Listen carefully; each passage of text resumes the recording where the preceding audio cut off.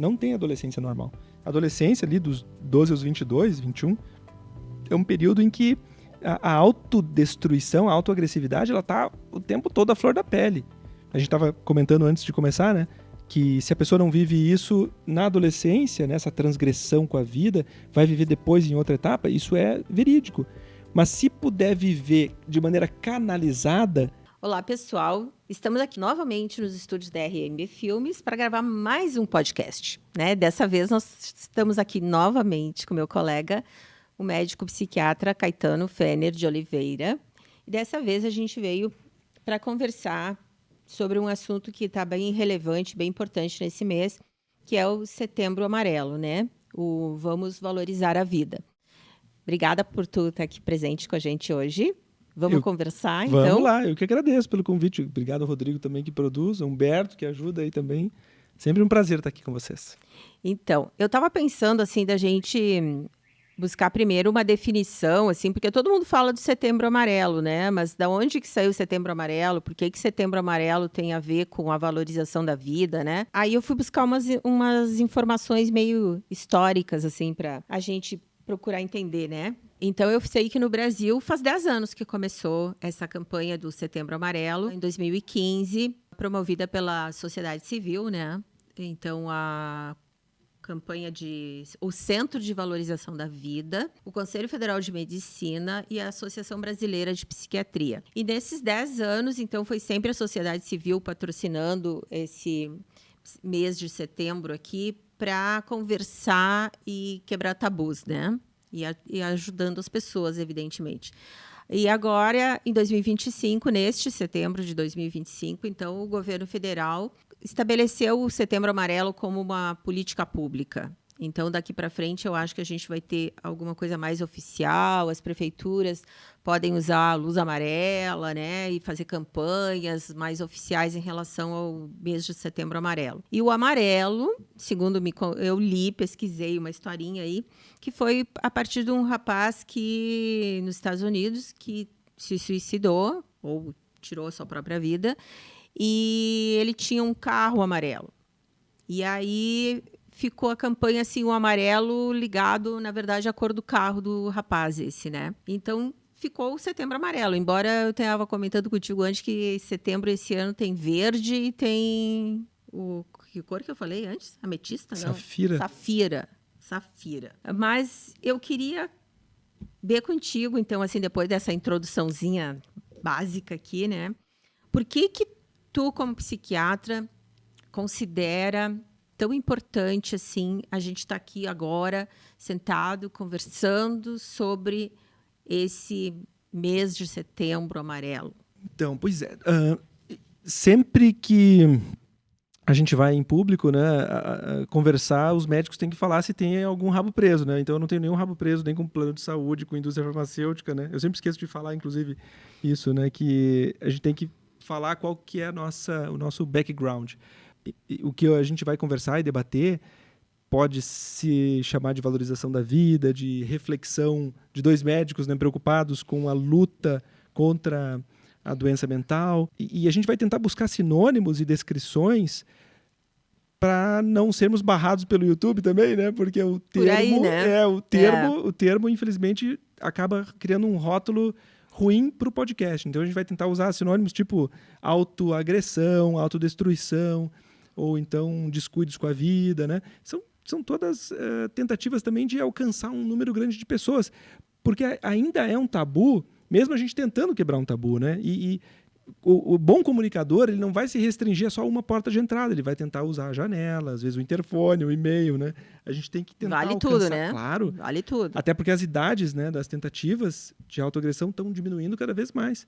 No começo do ano, não me lembro se eu te falei da outra vez, né, que eu fiquei impactado com um pedido de WhatsApp, eu até fiz print da tela para eu poder lembrar no futuro, porque eu não estava acreditando no que eu estava vendo, né, de uma mãe em desespero pedindo uma consulta de urgência, era uma primeira vez, para a filha de 8 anos que tinha tomado todos os remédios dela, antibiótico, anticoncepcional, foi na farmacinha da casa e tomou tudo, porque estava sofrendo bullying e rejeição, né, na escola. Falei a idade? 8 anos? 8 anos. É. E que estava difícil de encontrar atendimento. Então, tu veja só, né? Quando no auge da infância, né, 8 anos, a pessoa nem sabe direito o que está fazendo, né? Ela já atenta contra a própria vida. É um sintoma, Marta, de que a nossa sociedade como um todo está errando em muitas coisas, né? Essas pessoas, né, eram de outro município, então não tem problema assim de tentar estudar o que aconteceu para chegar nesse ponto, porque não foi só bullying escolar, né? Tinha também um componente de estar distante do pai e da mãe, que trabalhavam muito, né? Era cuidada por um padrasto que também não era muito afetivo. Esse contexto todo somado vai culminar num gesto autoagressivo, mas já tinham ocorrido descuidos prévios a ele, né? Inclusive nosso de sociedade. Porque, imagina, em países mais desenvolvidos, a gente fala numa licença maternidade de 1 ano. Né? Começa por aí, em que a mulher vai se preparando para aninhar, para poder ter um momento de calma, desaceleração com o ser humano, nos anos mais importantes de vida. Né? Não tem como fugir de crítica social. Né? Quando a gente estuda essa palavra S, que eu não vou citar, né? Vou tentar, vou me esforçar. Vamos falar mais de autoagressão. Quando a gente estuda o tema da autoagressão, não tem como a gente fugir da crítica social. E aí entram filósofos, antropólogos, sociólogos, grandes pensadores, desde Montaigne, o próprio Platão, né, falava bastante sobre isso também, apesar dos gregos não verem tanto problema, né, com a autoagressão, né, visto que era uma punição para o Sócrates quando ele tomou a cicuta. Né. Mas a crítica social mais pungente da nossa época é feita por esse cara aqui. Ó, eu trouxe os livros, Rodrigo, para facilitar a tua vida. Né. O Gilles Lipovetsky é um francês, ele esteve em Caxias uns anos atrás até. Ele faz uma crítica social muito boa. Ele não é um crítico amargo, que nem é, por exemplo, aquele romeno que foi para a Inglaterra, o que fala da realidade líquida, o Bauman. O Bauman é um pouquinho mais amargo, assim. O Lipovetsky, ele é neutro, ele não é nem otimista nem pessimista, mas nesse livro A Era do Vazio ele coloca umas coisas interessantes, né, que a gente também pode entender como causadores de vários sofrimentos mentais, inclusive a autoagressão culminando na morte. Né? Por exemplo, ele coloca aqui, ó, que a gente está vivendo uma época que coloca o futuro entre parênteses. O sistema procede à desvalorização do passado em razão de sua avidez de soltar-se das tradições e das limitações arcaicas. A gente vê isso nos jovens, né, desprezando os idosos, dizendo, isso aí é coisa de velho. Os adolescentes têm um etarismo muito grande. Né? É um sistema que tenta instituir uma sociedade sem amarras, com essa indiferença pelo tempo histórico, iniciando um narcisismo coletivo, um sintoma social da crise generalizada do nosso tardo capitalismo, né? Incapaz de enfrentar o futuro de outro modo, a não ser com desespero.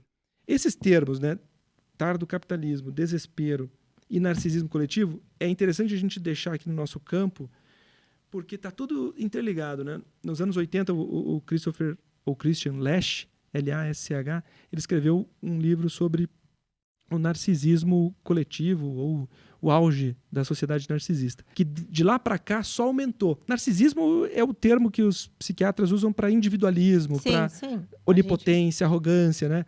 A gente tenta dar uns nomes bonitinhos, mas as coisas são feias. Né? A arrogância, desde um pouco antes da internet, anos 80, 90, é prévio à internet, né? São prévios, tem culminado muito em sofrimento mental. Porque as pessoas que são ligadas em comunidades, são ligadas em tribos, né, sociais, urbanas, elas são mais protegidas desse sofrimento mental. Tanto que no livro que tu falavas antes, eu achei interessante até, né? O futuro do personagem do jovem Werther é estar, mesmo depois de morto, sem um lugar definido, sem um lugar no cemitério, sem uma lápide, né? Fica quase como um... Para nós isso não é tão importante, mas na sociedade alemã do século XVIII, XIX, não ter um lugar no cemitério era bem importante. Era bem importante, então, com certeza. Tu imagina a criação de tabu em torno disso, né? Que era o jeito, talvez, que eles tinham como sociedade de diminuir os índices de mortalidade entre os jovens, criando tabus, proibindo ou assustando, né? Dizendo que não tem salvação, aquele que comete um ato contra si próprio ou não tendo lugar no cemitério. Talvez, esse é um ponto de vista, mas pelo que ficou na lenda do livro, né, o livro do Goethe, pessoal, Os Sofrimentos do Jovem Werther, que conta a lenda que esse livro, quando o jovem comete esse descuido com a vida, ele influenciou uma geração de jovens na época de romantização, assim, né? O jovem termina com a vida por um mal de amor, né? O sofrimento amoroso, e diz que muitos jovens, depois de lerem esse livro, ficaram e cometeram o mesmo ato, imitando o personagem do livro, né?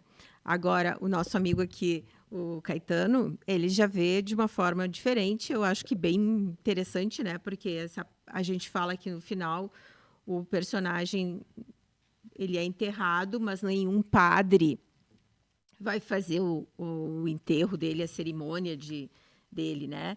Então, porque naquela época quem cometia esse tipo de ato, a igreja condenava, né? Então ele não tinha direito a um enterro digno, vamos dizer assim. Mas aí o Caetano viu diferente, né, Caetano? Tu viu isso como se fosse um alerta, vamos dizer assim, né? Eu achei interessante também o modo como tu viu, assim. É porque, se a gente parar para pensar, é muito difícil de a gente eleger um elemento social que influencie uma geração a cometer, né, um ato.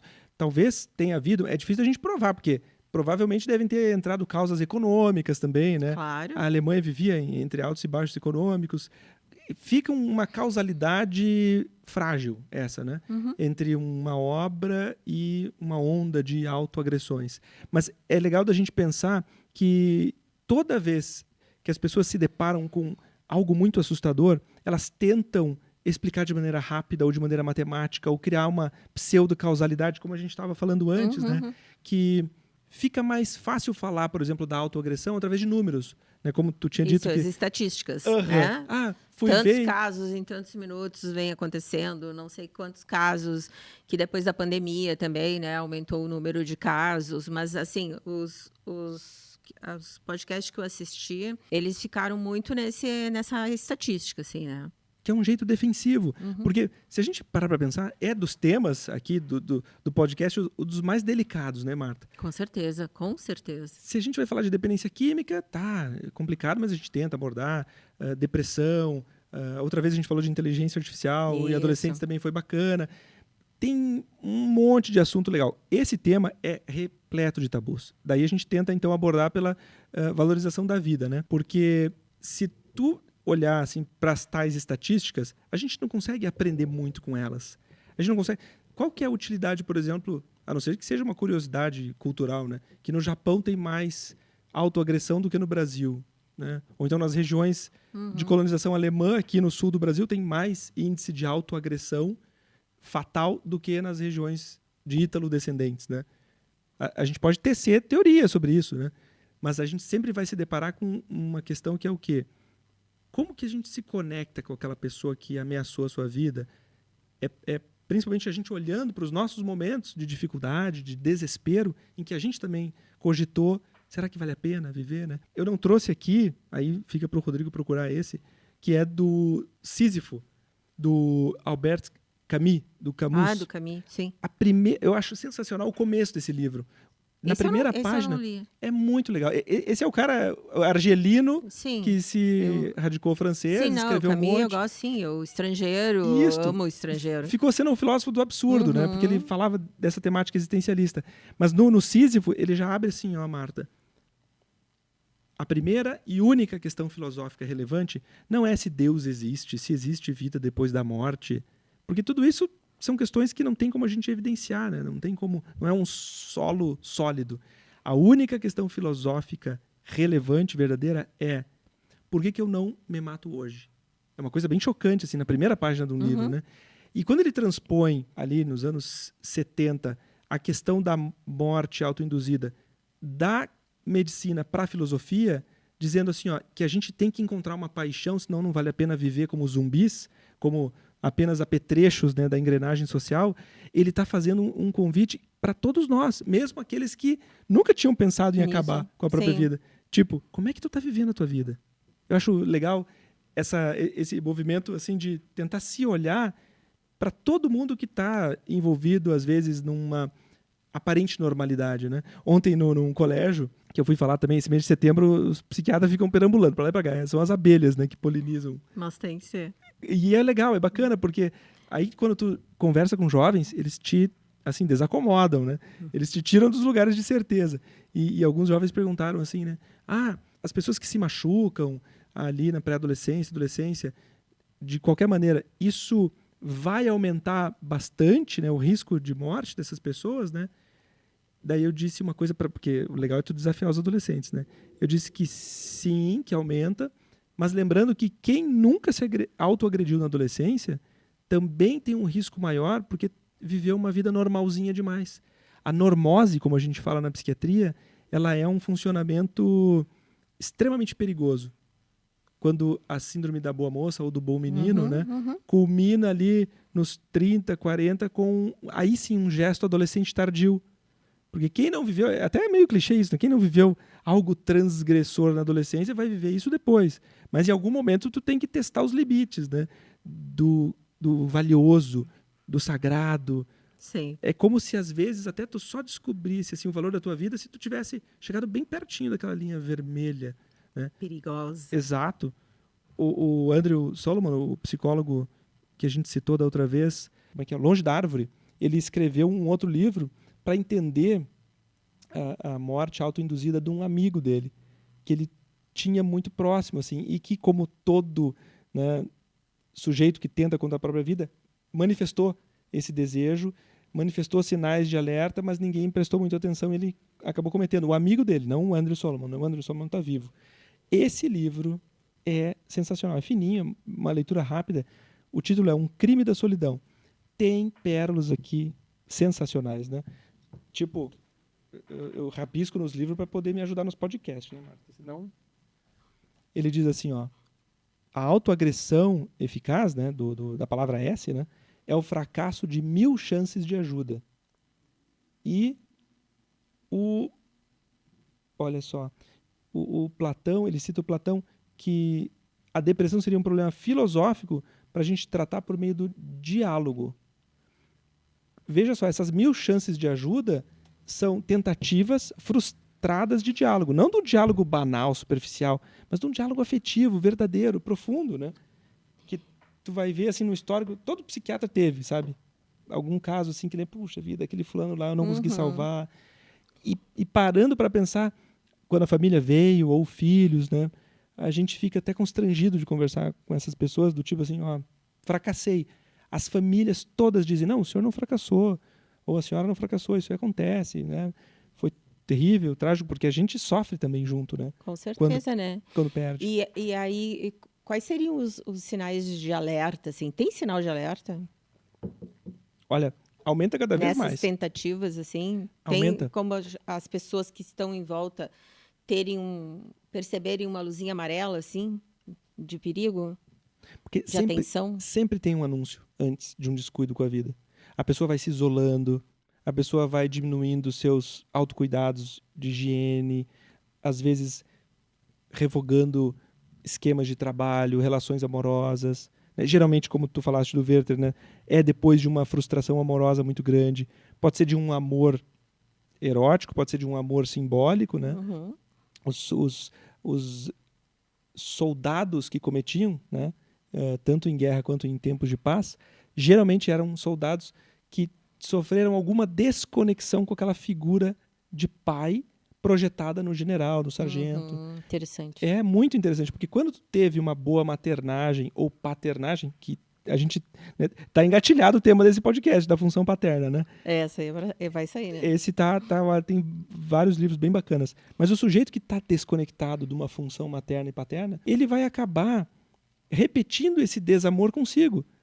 A maioria das pessoas que cometem essa autoagressão são pessoas assim que tiveram uma infância muito complicada. Complicada, assim, não medianamente, mas muito complicada, com envolvimento, às vezes, dos pais ou da mãe ou de irmãos com crime, com drogas, com abuso sexual, exposições à violência.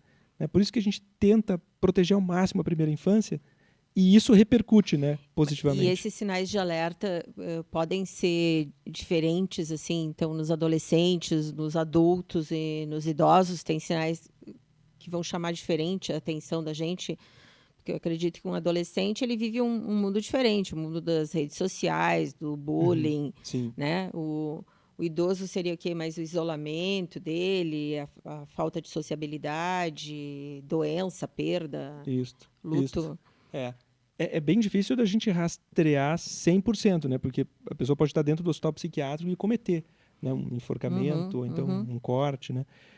Mas os sinais, assim, a gente, por exemplo, aquela menina de 8 aninhos, né? Que deixou todo mundo estarrecido, ela já estava dando sinais, perguntando bastante para um tio o que acontecia depois que o fulano morria, que depois que a pessoa morria, porque eles tinham ido num velório de um vizinho e todo mundo estava dizendo para ela, não se preocupa que a vizinha foi para um lugar melhor, ela está no céu, está feliz. A criança se antenou. Opa, então, Posso ir para um lugar melhor. exato. A gente tem que tomar muito cuidado com as histórias que a gente conta para as crianças, né?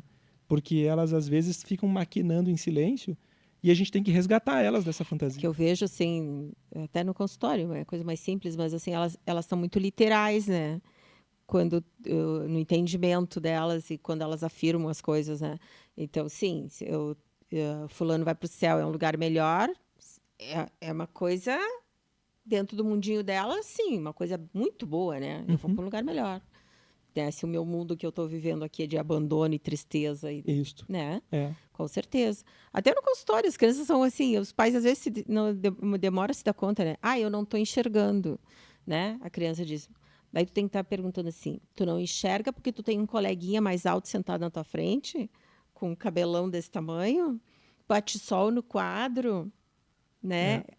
É literal, eu não estou enxergando porque eu tenho um colega com a cabeça maior aqui na minha frente, eu não enxergo, né? Uhum. Então, eu acho que sim, isso aí tem que ter muito cuidado, porque às vezes as crianças fazem uma interpretação literal daquilo Isto. ali, né?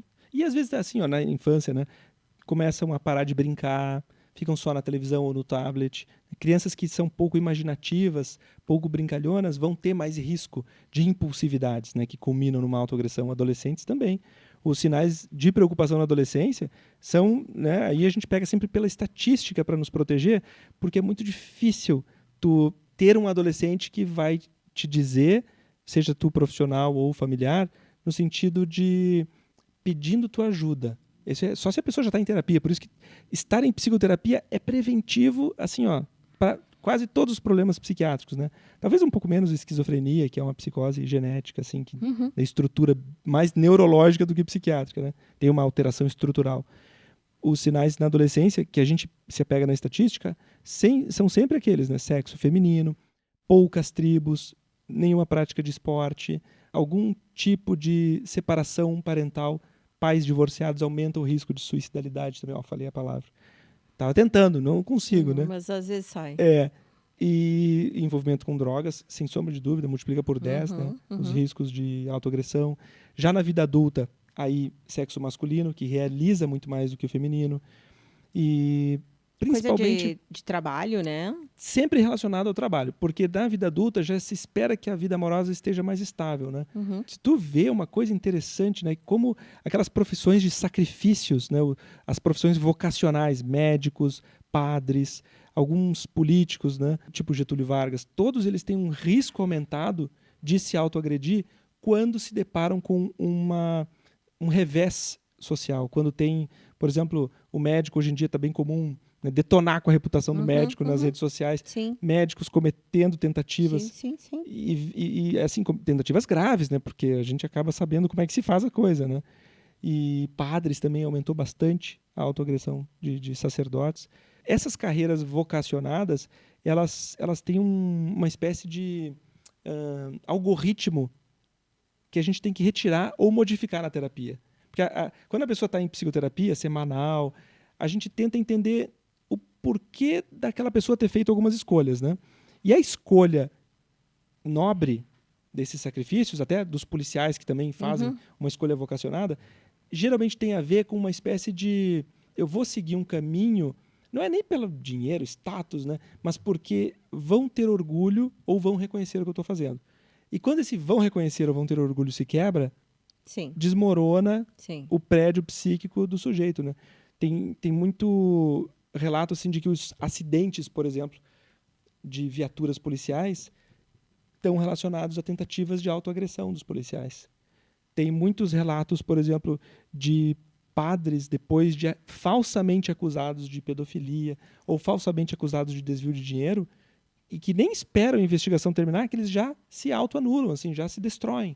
E isso é uma coisa que o denuncismo que a gente vive nessa nossa época agora, o denuncismo que qualquer coisa eu já vou postar na internet, que o padre errou, que o médico errou, que o advogado, o político errou.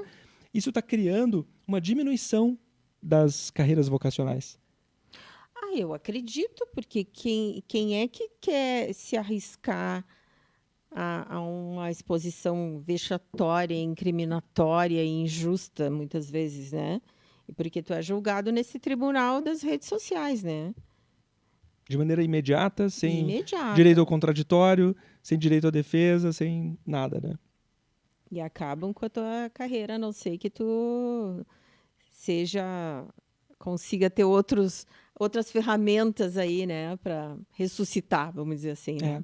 Isso é interessante, sabe? Quando a gente se depara com o fenômeno da autoagressão, né, da autodestruição, a gente precisa estudar nos personagens literários ou políticos para poder entender. Tem momentos em congresso de psicanálise, por exemplo, que é um braço, né, da psiquiatria, da psicologia, em que a gente faz a necropsia do suicida, né? A gente tenta estudar, assim, geralmente são colegas anônimos, né, que trazem um relato de um caso de um outro, mas com o máximo de informações. E sempre se tem esse cuidado, assim, né, para proteger o médico ou o terapeuta ou o psicanalista que estava atendendo, porque as pessoas em geral hoje querem condenar, dizendo que não ajudou. A culminância da autoagressão, ela é, nesses casos, né, em que a pessoa estava em acompanhamento, algo quase que misturado com uma desistência. Não é como se fosse jogar fezes no ventilador, como a gente falava antes, né? A desistência, ela tem que ser estudada aqui como uma pulsão de morte. O Freud, quando criou esse termo, ele sugeriu assim que a gente tinha um impulso para a vida ao lado de um impulso para a morte. E na genética tem um termo, né, das células que se autodestroem, né? Autofágicas? Não, apoptose. Isto, e que está desligado esse mecanismo no câncer, né? Apoptose. No câncer, a célula se nega a morrer, né? A célula quer sempre viver a qualquer custo, né? E o interessante desses encontros, desses eventos, assim, é que a gente se depara com muita dor, mesmo não estando presente o terapeuta, porque todo mundo vive aquilo ou já viveu no consultório, Sim. Né? O declínio da pessoa, assim, que mesmo tendo chance, mesmo o terapeuta tentando ajudar, a pessoa realmente desiste. E o terapeuta tem um grau de frustração aí. Enorme. Né? Tem colegas que desistiram de seguir na carreira. Acredito. Porque o acompanhamento semanal não zera, né, risco de autoagressão, né? Ele diminui bastante, mas ele faz também com que, se a pessoa que está tratando não se trata ela acaba ficando contaminada daquela toxicidade, né? Porque se tu quiser, tu abre o jornal, Marta, e tu vai ter motivos para acabar com tudo, né? Cansei de viver, porque o jornal foi feito para chocar a gente, né? Quando acontece com artistas famosos, assim, sempre parece que a imprensa também trata essas mortes, assim, de uma forma mais romantizada, assim, também, né? Do artista que provocou esse ato de autodestruição. Tu acha que sim? A Marilyn Monroe foi uma, né? Que os roqueiros todos sim, aí, né? Ali geralmente com aquela idade fatídica dos 30 e poucos, né? 27. 27 é uma idade, né? É 30 com desvio padrão de 5 para cima ou para baixo, né? Cima ou pra baixo, Jimi né? Hendrix, Janis Joplin, Jim Morrison. Esses fenômenos, esses sim são perigosos de causar influência nos fãs, né? Porque o fã é aquele sujeito que está tão apaixonado vivendo a vida da celebridade que ele esquece, às vezes, de comer, esquece de estar com dor porque está de pé há tanto tempo no show. Essas são questões muito delicadas, né? Porque Mas aí essa pessoa também tem que ter uma predisposição, assim. Esse fã. Chamada adolescência, né? A adolescência normal é patológica. Isso é uma questão que as pessoas se chocam, né? Mas como assim? Não tem adolescência normal. A adolescência ali dos 12 aos 22, 21, é um período em que a autodestruição, a autoagressividade, ela está o tempo todo à flor da pele. A gente estava comentando antes de começar, né? Que se a pessoa não vive isso na adolescência, né, essa transgressão com a vida, vai viver depois em outra etapa, isso é verídico. Mas se puder viver de maneira canalizada, né, se nós como sociedade propormos uma sublimação dessa autoagressão, do Sim. tipo, em lutas, então, arte marcial, Olimpíada, que é a competição do extremo do corpo, né? Ou então notas, ou então no teatro, né? Era ótimo quando as escolas ofereciam aula de teatro, porque ali também você pode brincar de estar matando, ou né, matando, Sim. e tá tudo bem, a gente pode falar disso sem problema, né? O Auto-Engano é um livro do Eduardo Gianetti, eu ia dizer agora. O auto-engano que nós, psiquiatras, realizamos todos os dias é quando a gente estuda suicidalidade, autoagressão, a gente está dominando o assunto e diminuindo o risco de, né? É um auto-engano porque cedo ou tarde na carreira a gente vai ter situações muito, muito adversas, assim, né? Tanto em criança quanto em idosos, né? E o legal é a gente o quê? Ser mais humilde e não ficar se auto-enganando, né? Porque é com humildade que a gente vai escutar melhor o outro. Verdade. Se a gente partir já com rótulos ou medicalizações excessivas, a gente não vai conseguir encontrar o fenômeno humano, porque tem pessoas que cometem, né, o ato mesmo tomando o remédio, ou mesmo estando no hospital, como a gente estava falando antes. Esse tema do auto-engano é assim, ó, isso que deveria ser estudado lá na nossa faculdade para que a gente não ficasse muito cheio de si, né? Porque, se achando, né? Porque depois na carreira a gente vai ter os tombos, né? A gente vai ter reveses. E ele cita, o Eduardo Gianetti, nesse livro aqui, uma coisa interessante, né? Que o autoconhecimento, ele acaba sendo uma ilusão que todo mundo busca, né? Não só quem procura terapia, mas que vai modificando o conhecido. A gente não chega num ponto que, pronto, estou conhecido de mim mesmo, né? Agora já posso responder por todos os meus atos e daqui até o final da minha vida eu prevejo o que vai acontecer. É impossível. Impossível. O Gianetti, nesse livro aqui, ele desconstrói, inclusive, a história do placebo, quando, por exemplo, a gente não estuda isso direito na faculdade, né? Que o placebo, inclusive, diminui o risco de suicídio, o risco de autoagressão. Por quê? Porque você está dando uma mensagem de otimismo, mesmo na medicação que tu está dando. Fluoxetina, né, que é um remédio que a gente usa bastante, o inibidor seletivo, né? Se eu fizer assim, Marta, para ti, tu chegando com depressão e esse risco de autoagressão no consultório, eu te digo, Marta, depois de te ouvir bastante, né, toma esse remédio, o que esse remédio vai te ajudar.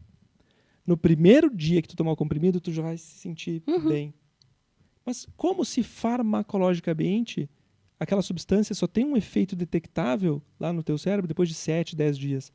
Tu vê que interessante, tem placebo dentro do remédio que a gente prescreve. Porque eles comparam muitas vezes, né, se o antidepressivo funciona versus placebo. Sim. É que tem um efeito placebo dentro do antidepressivo. Do antidepressivo. E o placebo, nesse caso, aumenta se tu escutou profundamente a pessoa, se tu realmente acredita naquilo, né, num auto-engano positivo, né, e, inclusive, dizendo para si mesmo, né, essa pessoa que eu estou ajudando podia ter sido eu em algum momento de desespero. Quando você chegou nesse ponto de empatia plena, é que diminui a suicidalidade. Se tu realmente conseguiu se conectar. Porque é difícil a gente ficar lembrando de vezes em que alcançou o desespero pessoal. É muito difícil. E aí o paciente já está na terapia, né? Mas esse paciente que está com esses sinais de alerta, até ele conseguir chegar numa terapia, num CAPS, numa UBS, ele pode ser acolhido por um amigo, por um conhecido. Isso também é muito importante, né? Mesmo que não seja um profissional, mas esse primeiro acolhimento de uma pessoa não profissional, mas que esteja com empatia com ele ou com carinho com ele, considera isso, sim, muito importante? É o fator protetivo principal. Não é tanto se tu tem namorado, namorada, emprego, é se tu tem um vínculo de amizade profundo. Quem tem um amigo tá salvo, né? E o legal disso, né, que tu falou, é que, por exemplo, nas sociedades que mais têm estatisticamente autoagressão eficaz, né, como Japão e alguns outros países mais frios, eles estão vivendo uma solidão gigantesca, né? Teve até um país, acho que foi a Inglaterra, né, que criou o Ministério da Solidão para poder... Eu não sei, mas eu sei também de muitos idosos sozinhos, não é? Sim, no Japão tem cidades pequenas que estão colocando manequins na casa do idoso e aquilo diminui a sensação do idoso e diminui mesmo, a sensação de solidão. Manequim, a gente está falando, né, de uma estrutura desprovida de vida. Eu tenho muita fé nos robôs, né? Porque até os neurologistas agora americanos estão sugerindo a máquina, a inteligência artificial, como companhia para os idosos, para combater esse sentimento de solidão. Um Alexa melhorado. Exatamente. E funciona. O idoso com solidão, né, por exemplo, no Japão, é a população de mais alto risco de autoagressão que existe hoje. Tem casas que as pessoas às vezes vão perceber que o idoso morreu, né, semanas depois, porque ninguém foi lá visitar, né? E isso é muito triste da nossa época moderna. Tanto que eu fico até chateado quando eu me deparo no consultório, né, com pessoas de idade que não estão sendo visitadas, né, e não tem mais hoje em dia clube de mães, centros de convívio. Isso deveria ter como política pública. Eu até acho que tem, né? Pouco. Mas pouco, né? Eu acho que Caxias, ela é uma cidade pouco acolhedora para uma terceira idade usufruir, assim, de ser mais sociável, né? Porque tu vê que a gente vai ali para Porto Alegre, né? Já é diferente, né? Os idosos saem, tu vê grupos passeando, elas vão passear no shopping, elas vão no cinema, elas vão almoçar junto, elas vão caminhar. Caxias é uma cidade muito difícil para isso, né? A gente não vê essa possibilidade acontecendo, assim, né? Eu acho que não tem muitas oportunidades assim para os idosos em Caxias, assim. Não sei se é a geografia, se é a cultura, se é o frio. Isso é mal de cidade nova. Toda cidade nova que cresceu muito rápido não cresceu nessas estruturas culturais anexas, né? Seja no cinema, nas artes plásticas, artes gráficas. A gente vive uma escassez aqui na nossa região, assim, desses canais sublimatórios. A gente vive, e por isso que a comunidade aqui é muito forte, né? As pessoas que estão sem comunidades ligadas a igrejas ou profissões, elas são pessoas desprotegidas. Essas são as que mais têm chance de cometer um ato autoagressivo, né? E que, às vezes, o psicólogo, o psiquiatra, o psicanalista é o único que está vendo aquele sofrimento. Claro que diminui, né, o risco se a pessoa está indo no psiquiatra, né? Eu, sinceramente, assim, eu tenho fé que vai melhorar, tá? As coisas vão melhorando, na verdade, eu acho que a gente vai... Tanto que a gente fala, está todo mundo vivendo mais tempo hoje, mais anos de vida, porque as condições melhoraram no geral, né? Por pior que a gente tenha notícias no jornal todos os dias, a gente vai melhorando, né? Vai melhorando. Eu acho que essa é a mensagem de otimismo que a gente tem que dar para valorizar a vida, quando às vezes os próprios adultos, por exemplo, ficam só falando de notícias negativas para os jovens e os jovens se tornando cínicos. Cinismo é um outro indicador importante do risco de autoagressão, perigoso, que a gente tem que combater. Porque os jovens, imagina, com 15, 20, 25 anos, dizendo mas o aquecimento global vai piorar e o mundo vai ser destruído. Ou então, as profissões todas estão sendo reacomodadas, não tem mais nenhuma profissão respeitada, os relacionamentos amorosos só geram frustrações. Então, muitos jovens, né, acabam desistindo dessas outras vias, né, de vencer na vida. E a gente tem que vir nessas horas e sacudir. Não, peraí só um pouquinho. Tu tá falando o quê? Que não vale a pena viver? Que isso? Viver é um dom, é uma maravilha, é uma dádiva que a gente recebe. E o discurso que a gente tem que ter para esses jovens cínicos, né, é justamente isso, de que o cinismo é um veneno que está silenciosamente corroendo toda a possibilidade dessa pessoa se desenvolver e trazer benefícios para sua comunidade, família, sociedade. O cinismo, como um vício, ele está na família do rancor, do ressentimento, né? E a gente tem que, até às vezes, identificando nos livros como que se faz, porque isso é livresco, né? É teórico. Se a pessoa não passou por uma descinização, né, numa terapia, ela precisa ler um livro. A literatura nisso é muito útil, porque quando você vê o filme em menor medida, né? Mas quando tu vê um personagem cínico em oposição a personagens otimistas, é gritante a alegria da outra pessoa, o sucesso da outra pessoa, mesmo que seja uma tragédia grega, né?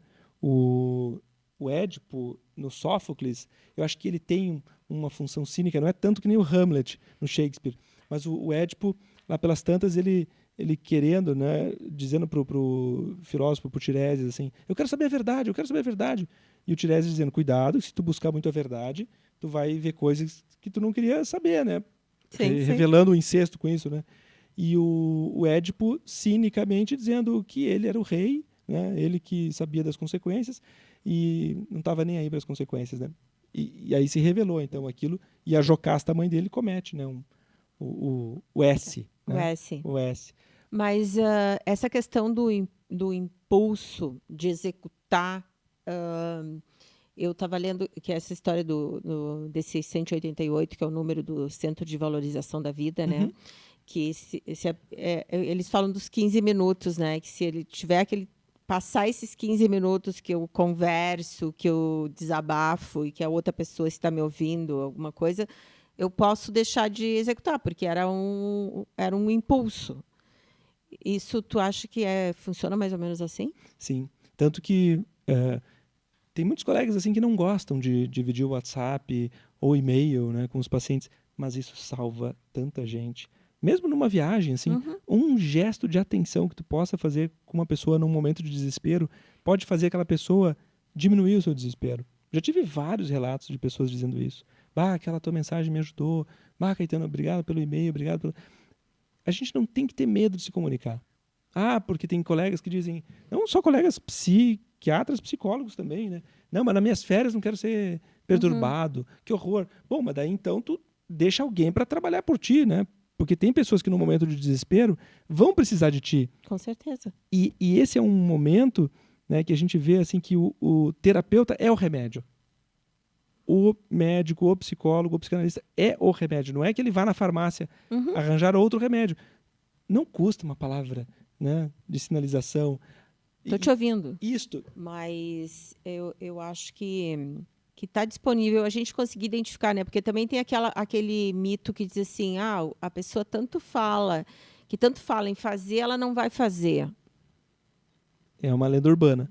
Quanto mais tu falar, seja deste assunto ou da sexualidade, por exemplo, né, que às vezes o tabu em determinada família é falar da transexualidade do fulaninho ou a homossexualidade da fulaninha. A gente precisa conversar sobre essas coisas. Se tu deixar de falar, esses assuntos eles ficam criando mofo. Se tu deixar no porão, na gaveta. E todo assunto que tem mofo, depois vai dar problema.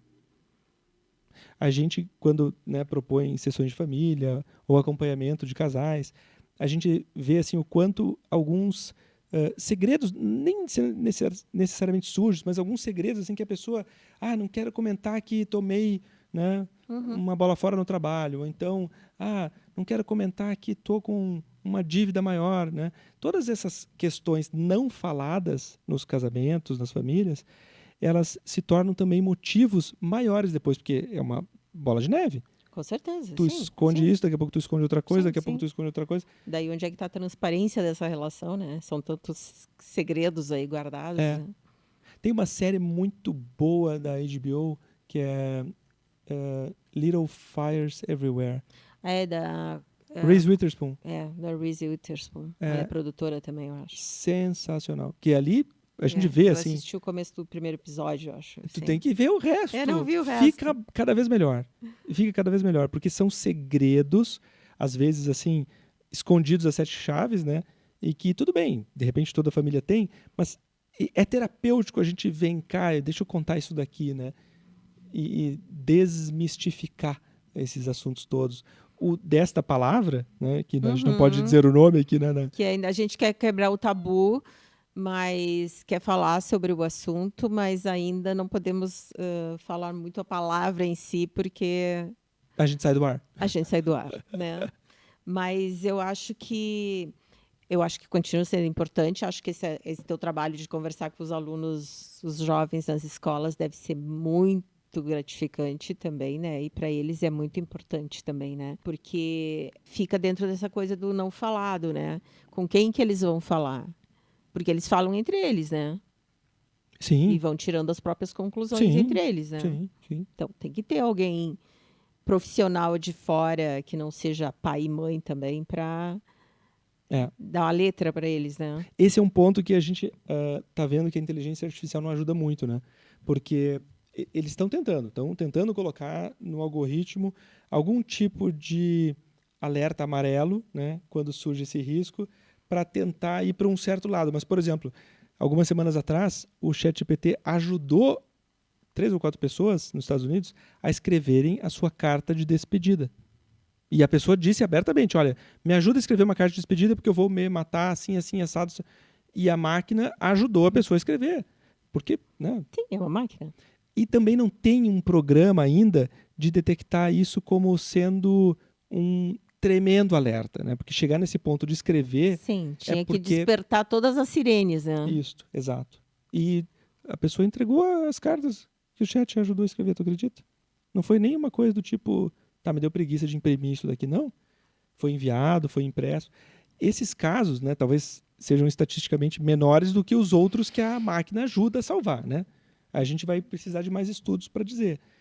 Mas é complicado, né? Porque todo mundo está jogando tudo hoje na inteligência artificial. Assim, e a gente sabe que essas big techs, elas têm as ferramentas para fazer isso. Né? Se elas criaram esse chat GPT que pode fazer isso aí, ou essas outras IAs, e eles também têm como fazer os alertas. Eles não fazem só porque não querem mesmo. Porque não tem algum interesse nisso. Principalmente com menores de 18 anos, né? Vai dizer que não tem tecnologia para que quando entra aquele assunto ali, não gere um alerta, Sim, se o YouTube caça a palavra S, né, de nós, por que eles não vão ter como... Exatamente. Hein? Escuta, nós aqui se poupando aqui nos termos e o outro lá fazendo a cartinha de despedida para a pessoa. É muita... Aí é hipocrisia mesmo, né, do negócio. Exato. Né? É uma pena, né? Porque a gente ainda não está no estado da arte da inteligência artificial. Estamos chegando perto, né? Daqui a pouco acho que vai ter até uma certa autonomia da ciência. Às vezes ela é meio burra. O Rodrigo hoje estava usando o chat GPT para tentar fazer um negócio ali e ele entendeu tudo errado, assim, porque ele tem as informações que ele tem, mas ele não tem as nuances. E eles alucinam ainda bastante, né? Não sei qual que é o índice de alucinação da máquina, né? Tem uns que falam em 20%, 30%, né? Alucinação é quando a máquina inventa coisa. Tipo assim, outro dia eu pedi um roteiro turístico numa região que eu ia visitar, né? E aí eu fiquei empolgado. Pô, olha aqui esse topo, porque eu precisava levar filho pequeno, né? E aí tinha um local lá que eu tinha pedido. Acha um local com entretenimento para criança. E tinha o nome do local, e tinha a descrição do local, e era tudo inventado. Existia. E eu fiquei empolgado, imprimi, fui atrás, mas não achava no mapa. Daí Foi enganado pela IA? Olha, e daí eu coloquei em outra inteligência artificial. Existe esta cidade que faz isso? A outra disse, não existe. Aí eu confrontei. ChatGPT, você acho que cometeu um engano, porque a gente tem que ser educado com a máquina, né, Rodrigo? A gente não pode brigar, né? Vai que daqui a pouco eles dominem o mundo, né? Depois eles vão lembrar, o Caetano tratou bem, vamos tratar bem o Caetano. E aí a máquina pediu desculpa. Disse, realmente eu me enganei. Educada. E eu olhei para aquilo e pensei, olha só, mas que incrível isso. E eles alucinam. Está diminuindo o índice de alucinação, mas ainda tem bastante. Que é essa fantasia da máquina, né? Quando eles criam dados assim que tem que tomar cuidado. Pois é. E como é que uma mente adolescente lida com essas alucinações das IA? Será que eles embarcam em muita informação que não é verdadeira, assim? Para trabalho de escola, embarcam porque eles não releem, né? Mas quando eles se deparam com essas questões emocionais... Porque essa geração que está vindo, eles fazem muito mais terapia do que qualquer outra geração, né, que existiu. Essa é a geração ali que mais fez terapia de todas as anteriores, né, em relação às anteriores.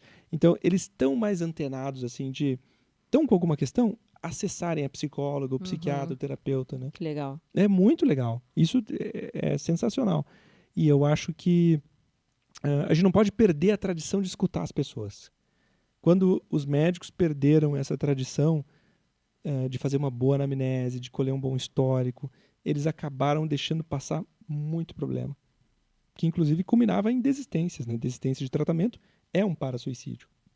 Desistência de, eu não vou parar de fumar, o médico falou, mas eu não vou obedecer. Numa consulta breve, tu não vai ser levado a sério. E aí pode acabar mal no Setembro Amarelo, né? Exatamente. Porque o isolamento, ele é indicado por quantas vezes tu é olhado nos olhos por dia também. É uma coisa muito maluca, né? Como é que a gente se sente lá no fundo do coração, assim, aceito quando o outro nos olha. Uhum. E tu não ter um outro que te olha faz com que tu fique alienado, monstrualizado, só envolto com os teus diálogos internos, aqueles diálogos que são terríveis às vezes, porque a gente sabe todos os nossos erros, né? É verdade. O outro não sabe. O outro não sabe. E a Mas a gente é cabeça da gente conversando com a gente mesmo não dá certo, né? terrível, terrível. A gente precisa do outro para salvar a gente da gente mesmo. Uma pena que as pessoas estão cada vez mais solitárias. Isso é muito triste.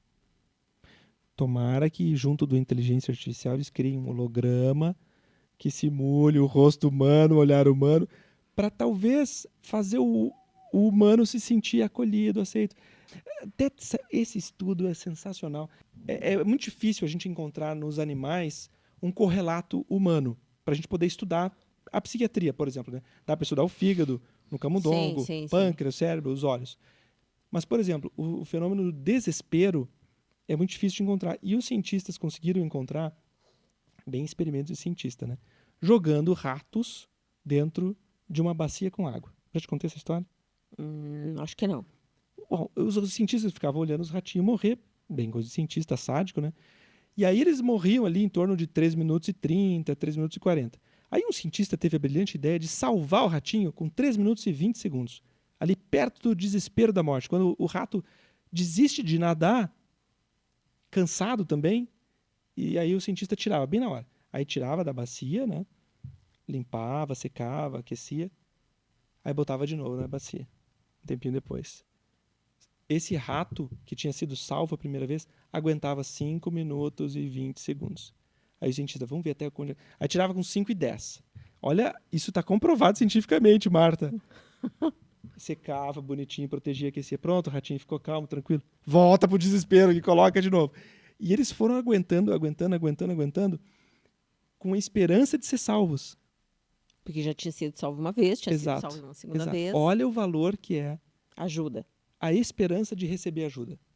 A esperança de receber ajuda. Seja colocada num médico, numa religião, porque daí alguns, né, filósofos, até quando se depararam com esse estudo, que é um estudo antigo, disseram assim que, bom, está aí explicado porque todo ser humano, seja no interior da Austrália, da Escandinávia, do Brasil, cria a ideia de Deus, que é o tal do Deus ex machina, né? O Deus que surge da máquina. É como se a gente precisasse projetar um pai salvador que vai nos resgatar no momento de desespero. Mas isso tem uma importância evolutiva. A nossa espécie conseguiu chegar onde chegou porque tinha essa crença. Ah, mas Caetano, então as pessoas que correm risco de suicídio, de autoagressão, elas, em geral, elas são ateístas? Não necessariamente. Mas toda pessoa, no seu momento final, né, ela acaba dizendo algo assim, que eu vou tentar ser salvo em outro lugar. Nesse lugar aqui não está dando. A cessação do sofrimento, no gesto extremo, que culmina na autodestruição, né, é uma busca muito comum entre todos aqueles que estão sofrendo, sabe? Não aguento mais sofrer, quero parar de sofrer. Sim, não é uma busca pela morte, é uma busca pelo parar de sofrer. Né? Isto. Não é que eu queira morrer, mas eu quero parar de sofrer. Isto. Mas a pessoa não cogita que depois disso vai deixar todo mundo que ficou sofrendo, né? Porque o autodestrutivo, ele também é heterodestrutivo, né? O que eu estava te dizendo ali de um autor ali, de um professor de psiquiatria da Unicamp, ele fala isso, que vou dizer a palavra, tá? Suicídio, toda morte encenada, ela é autodestrutiva, mas ela também é heteroagressiva, é heterodestrutiva. E a gente vê nas famílias, né? Muita gente vem para terapia, para tratamento, porque o tio cometeu, porque a mãe cometeu, porque o pai cometeu. Porque é devastador. É uma agressão contra a nossa relação. E tu acha que é egoísta? Os índices assim de narcisismo e egoísmo é a mesma coisa, né? Os índices assim de suicidalidade, autoagressão entre os narcisistas é muito parecido com o resto da população não narcísica, né? Então, ele não é um atributo, né? O gesto em si pode ter sido um único momento de egoísmo daquela pessoa que foi altruísta a vida inteira, que nem a gente está falando dos padres suicidas, dos médicos, né? Mas ele é um fenômeno muito complexo da gente entender só com um rótulo, né? Sim. Mas tem um componente, sim. Nem que seja no último momento de tu só pensar na tua dor, não pensar na dor dos demais, né? Mas lembrando, eu prefiro olhar pela ótica do sintoma social. nós como sociedade estamos errando. Num sentido assim de tá muito caro ter casa própria, então as pessoas vão ficando, às vezes, morando mal. Tá muito caro tu procurar ajuda, tu receber ajuda, plano de saúde. Tá tudo muito caro, não só no sentido material, né? Tá muito caro no sentido de receber boa orientação para tu conseguir aquele material. Então a gente vive uma época assim em que tá difícil ser adulto, mas a gente não pode perder a esperança de que vai melhorar. Para isso a gente tem que lutar politicamente, como classe, como famílias, em podcasts. A gente precisa dialogar com as autoridades, a gente precisa criar um tecido de proteção social, não só de INSS, de seguro-desemprego, de auxílio moradia. A gente precisa ter condições para poder levar uma vida melhor, como nos países ali da Escandinávia, Noruega, Finlândia, né, em que tem uma rede de bem-estar social protegendo o indivíduo, né? Sim, eu acho que talvez agora que o nosso Setembro Amarelo seja incluído como uma política pública, consiga-se criar essas ferramentas mais oficiais, vamos dizer assim, né, para dar essa rede de acolhimento, né? Talvez esses CAPs tenham que funcionar melhor ainda, né? As pessoas têm que ter mais acesso, mais facilidade aos terapeutas, né? Aos profissionais da área, aos psicólogos, aos psiquiatras. E que sim, eu acho que que a gente consiga desmistificar um pouco e que as pessoas consigam falar mais sobre isso e que aqui na rede a gente não consiga dizer a palavra com todas as letras, mas que fora dela a gente consiga sim não ter medo de falar e não ter receio de falar e tirar esse estigma, né? Estigma dessa palavra, Isso, né? exato. Isso O aí. estigma dessa palavra, né? E que isso, como era o câncer, né? Como era a palavra câncer. Porque eu me lembro quando eu era criança, adolescente, que a minha mãe conversava com as amigas, elas falavam daquela doença. E depois foi a AIDS, que virou tabu. É. E depois homossexualidade, gay, que também virou Isso, tabu. né? É que agora, Marta, a gente está vivendo uma época assim, de uma nova onda do conservadorismo. Né? E não só de um conservadorismo saudável, mas sim do ultraconservadorismo que está deixando, por exemplo, artistas, né, sendo banidos porque desafiam. Claro, a gente não está falando de poder falar qualquer coisa num show de stand-up. Mas as artes estão sendo tolhidas, né? Está se gastando menos, inclusive as famílias estão investindo menos em arte, né? Então, olha, tudo isso gera um aumento do descuido com a vida. E as famílias talvez mais cansadas também, que os pais saem, trabalham e aí também chegam em casa e não estão com vontade de ouvir a criança, de falar, de brincar, né? De dar atenção. Exato. Né? O adulto precisa voltar a ser mais brincalhão, mais bobo. Depois eu vou te mandar um texto da Clarice Lispector, que é das vantagens de ser bobo, que eu acho que é uma pérola assim, de tão bonito. Ela convidando os leitores, acho que foi num jornal que ela publicou essa coluna, convidando as pessoas assim a não criarem tanta seriedade, tanto formalismo, a poderem ser mais brincalhões, mais leves. É bonito, né? E isso, vou te dizer, acho que é uma tarefa árdua na nossa época de ultraconservadorismo. É verdade. Mas eu acho que sim. Acho que temos que nos soltar um pouco, né? Os pais, brincar mesmo com as crianças. Eu conheço vários que se esmeram, assim, é uma tarefa gratificante. Mas tu vê que muitos estão cansados mesmo, assim. Não tem vontade, assim, não tem saco. Aí dão o celular, né, para a criança. A terceirização do cuidado e da função paterna. Aí a gente... Bom, aí nós vamos entrar no próximo podcast. Vou deixar marcado. Não vamos dar spoiler do próximo podcast, vamos deixar... Mas tu não te constranja, porque toda pesquisa que a gente realiza sobre função paterna, ela está ancorada numa mãe que validou este homem a se tornar pai. Sim. Então tu estás autorizadíssima a falar de função paterna. Então tá. Maravilha. Então tá. Adorei conversar contigo. Acho que essa conversa foi, assim, fora do meu roteiro básico aqui, mas foi muito melhor. Ótimo. Muito melhor. Só chamar que eu tô aí sempre. Então tá. Obrigada, Caetano. Imagina.